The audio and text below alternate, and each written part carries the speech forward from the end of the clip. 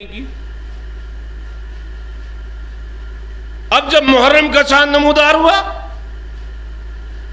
مجھ سے کہا گیا کہ چلیے مجلس ہونا، میں نے کہا ہاں حاضر ہوں۔ میں ممبر تک آ گیا، مجلس پڑھنے لگا۔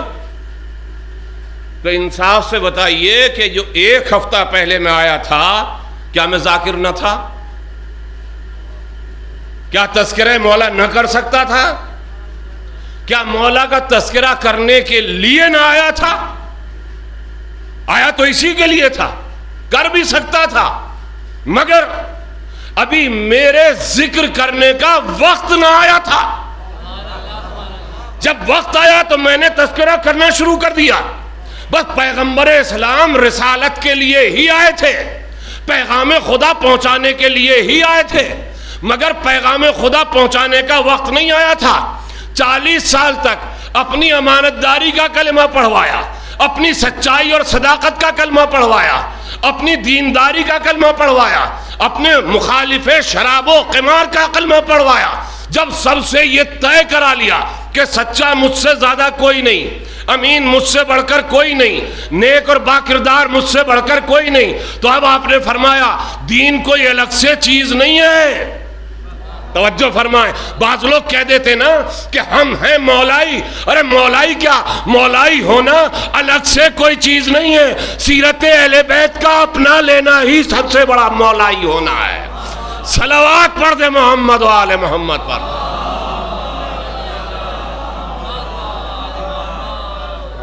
ہم تو مولائی ہیں، وہ نام کے ساتھ بھی مولانا غضنفر مولائی۔ اب مولانا تصدیق صاحب قبلہ وہ مولائی نہیں، کچھ نہیں۔ ارے یہ کیا ہوا بھائی؟ کیا یہ شیعہ آل محمد نہیں ہے؟ کیا یہ محب اہل بیت نہیں ہے؟ کیا یہ ذاکر آل محمد نہیں ہے؟ کیا یہ اثنا عشری نہیں ہے؟ سارے صفات ان کے وہی جو مجھ میں۔ اس کے علاوہ یہ بھی ہے کہ یہ ماشاءاللہ صرف یہی نہیں کہ پنجگان ادا کرتے، نماز شب کے بھی پابند، یہ غریب پرور بھی ہیں، یتیموں کا خیال رکھنے والے بھی ہیں، ساری باتیں۔ اور میں خالی نام کا مولائی۔ میری سمجھ میں ایسا انصاف نہیں آتا کہ سارے صفات تو آپ کے اندر، انعام میں لے کر چلا جاؤں۔ اس کو انصاف نہیں کہتے، اسے ظلم کہتے ہیں۔ اور شاید ایسے مولائیوں سے مولائے کائنات بھی روز قیامت فرمائے مجھے بے دین مولائی کی ضرورت نہیں ہے، مجھے دیندار مولائی کی ضرورت ہے۔ اور اس کا ثبوت تو ہمیں کربلا میں مل گیا کہ جب حسین ابن علی نے اپنے دوست کو، اپنے عزیز کو، اپنے چاہنے والے کو خط لکھا تو یہ نہ لکھا من رفیق الی رفیق، من صدیق الی صدیق، من حبیب الی حبیب۔ ایک دوست کو خط لکھ رہا ہے، ایک بھائی کو خط لکھ رہا ہے، نہیں بلکہ لکھتے من رجل غریب الی رجل فقیہ۔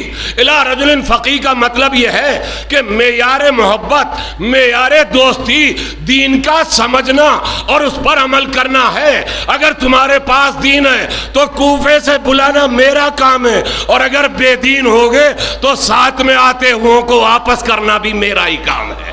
صلوات پڑھ دے محمد و آل محمد۔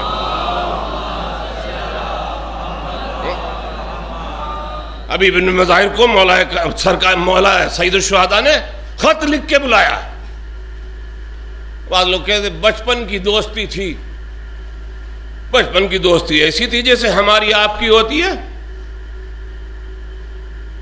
کہ موبائل پہ ہم بھی گیم کھیل رہے ہیں، آپ بھی کھیل رہے ہیں۔ اب تو موبائل کے گیم کی ذمہ دار وہ مثال دی جائے گی، وہ گلی ڈنڈوں کے زمانے تو چلے گئے، اب تو لوگ جانتے بھی نہ ہوں گے۔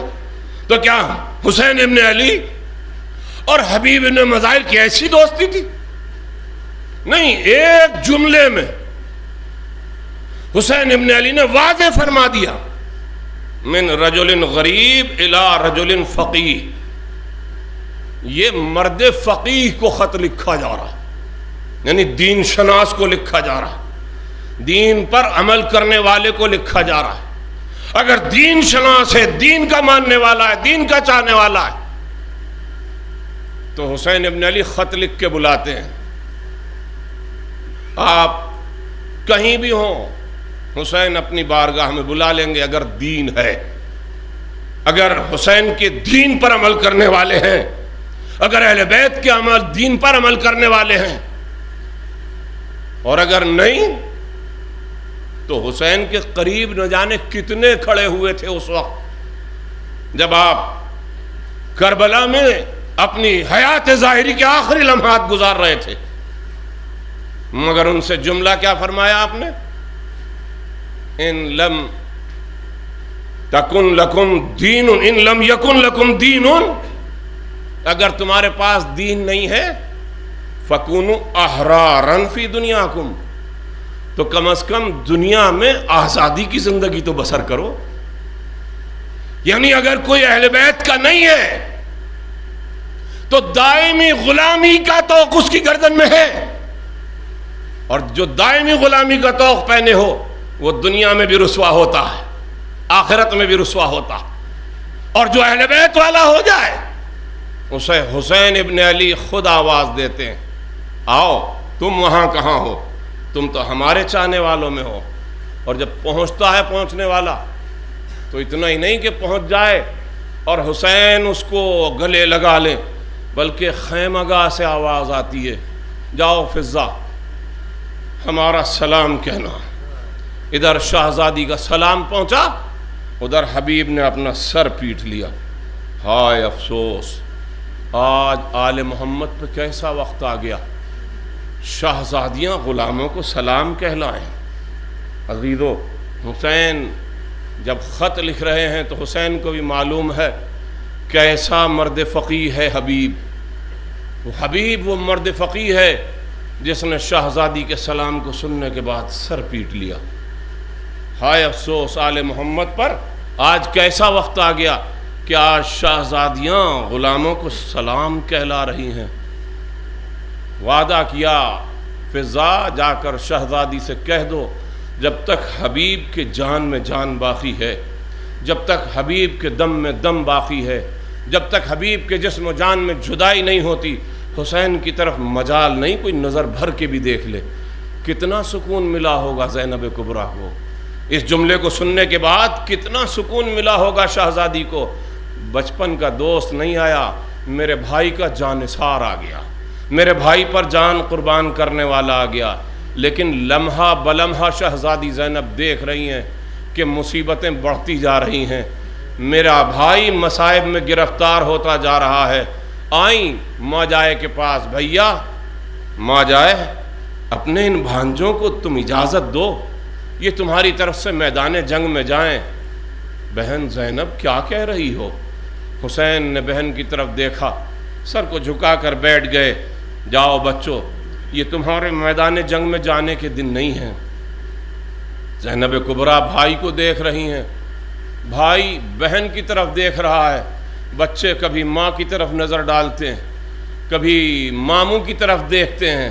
جب شہزادی نے دیکھا کہ کسی صورت سے میرا ماں جایا بچوں کو رخصت کرنے کے لیے تیار نہیں ہے، تو اب شہزادی نے کہا، اچھا بھیا اب مجھے ایک کام کرنے دو، مجھے اجازت دو میں ایک چھوٹا سا کام کر لوں۔ بہن کیا کرنا چاہتی ہو؟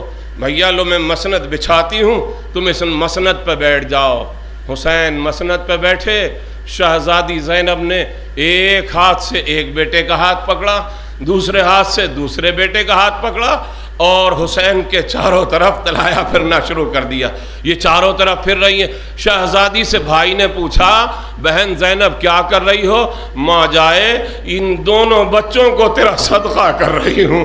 اے بھیا، نانا بھی بیان کرتے تھے، بابا بھی بیان کرتے تھے، بھیا حسن بھی بیان کرتے تھے، بھیا تم بھی تو بیان کرتے ہو، صدقہ دینے سے بلائیں رد ہو جاتی ہیں۔ ان دونوں بچوں کو تمہاری جان پر تصدق کیے دیتی ہوں، ماں جائے تیری بلائیں رد ہو جائیں۔ مگر عزادارو، کہاں وہ بلا رد ہونے والی تھی؟ شہزادی زینب نے اپنے بچوں کو بھیج تو دیا، لیکن تھوڑی دیر کے بعد جب آواز آئی مامو جان یہ غلام آپ پر قربان ہو رہے ہیں، فدا ہو رہے ہیں، اب زندگی کے آخری لمحات ہیں، تو حسین بڑھے، علی اکبر بڑھے، عباس بڑھے، حسین سب کو لے کر پہنچے۔ جانے کے بعد بعد کبھی چھوٹے بھانجے کی طرف دیکھا حسرت کے ساتھ، کبھی بڑے بھانجے کی طرف دیکھا حسرت کے ساتھ، میرے لاڈلو تم نے بھی میرا ساتھ چھوڑ دیا، تم بھی مجھے اس مصائب کے سمندر میں تنہا چھوڑ کر چل دیے۔ اچھا بیٹو خدا حافظ، اچھا بیٹو خدا حافظ۔ دونوں بچوں کے لاشیں لے کر مقتل میں آئے، لانے کے بعد مقتل میں رکھے، آواز خیمہ گاہ میں رکھے، اور خیمہ میں رکھنے کے بعد آواز دی بہن زینب آؤ آؤ تمہارے بچے آ گئے۔ شہزادی زینب آ تو گئیں اپنے بچوں کو سننے کے بعد، لیکن سنیں گے عزاداروں، کون ماں ایسی ہے جس کے سامنے ایک نہیں دو دو بیٹے شہید ہوئے لیٹے ہوں اور اس کی آنکھ میں آنسو نہ آئے؟ مگر لاکھوں سلام علی کی بیٹی زینب کبریٰ پر، جس نے دونوں بچوں کے لاشیں دیکھے، اور دیکھنے کے بعد ایک مرتبہ دونوں لاشوں کے درمیان آ کے بیٹھ گئی، ایک ہاتھ ایک بیٹے کے سینے پہ رکھا، دوسرا ہاتھ دوسرے بیٹے کے سینے پہ رکھا، سر بلند کر کے آسمان کی طرف آواز دی، اے میرے معبود میری یہ قربانی قبول فرما، اے میرے معبود میرے ماجائے کی مصیبتوں کو دور فرما، اے میرے معبود میرے پاس کچھ اور تو نہ تھا، یہ بچوں کا نذرانہ تھا جو تیری بارگاہ میں قربان کر چکی، تیری بارگاہ میں پیش کر چکی، اے میرے معبود میرے بھائی حسین کی خیر ہو۔ لیکن عزادارو اون محمد بھی شہید ہو گئے، کیا حسین کی مصیبت ٹل گئی؟ نہیں، مگر ہاں اتنا ضرور ہے کہ زینب کبریٰ نے ماتم نہ کیا اون محمد کا، لاشوں پہ آنے کے بعد بھی شکر خدا تو کیا ہے، ماتم نہیں کیا، مگر ہاں ماں تھی، کب تک ماتم نہ کرتی؟ ایک وقت وہ آیا کہ زینب مدینے پہنچ گئی، اپنے گھر میں دو چھوٹے چھوٹے سے مسلے بچھے دیکھے، دیکھنے کے بعد ماں کا دل بھر آیا، اے میرے لاڈلو اے میرے بیٹو، ارے یہ تمہارے دو مسلے خالی پڑے ہیں، کربلا میں تم تو سو گئے، اے بیٹو ارے یہ تو بتاؤ یہ مدینے والے تمہارے بارے میں سوال کریں تو زینب انہیں کیا جواب دے گی؟ اے بیٹا تمہیں میں کربلا میں کھو کر آئی ہوں، میرے لاڈلو شہزادی کے خدمت میں، مادر گرامی کی خدمت میں سلام۔